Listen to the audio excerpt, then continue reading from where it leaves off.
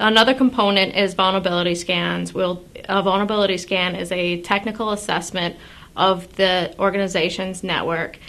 It can unveil some information like missing operation patches, missing operating system patches, default credentials, as well as unnecessary services that might be running in an environment.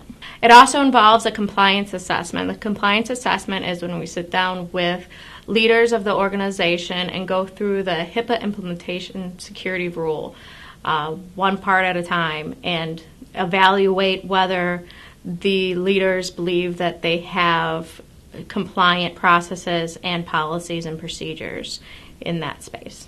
It also involves a wireless assessment where we will have a technician come out to your location and look for things like rogue access points and insecure wireless protocols. There's also a web component where we will look at the different there's a web component where we will look at websites that you want us to evaluate for common security vulnerabilities, and also validate whether those vulnerabilities exist when possible.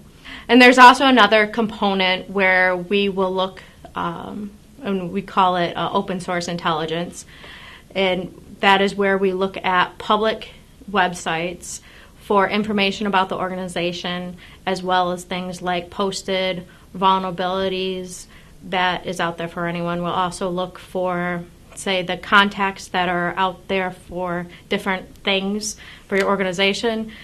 We will look to see if they had any breached passwords associated with that account. There's also another component which includes a policy assessment, where we review the hospital or the organization's policies or the organization's security policies for things like conflicting policies across multiple policies, and also not having the correct, not having policies that align with the HIPAA security implementation rule.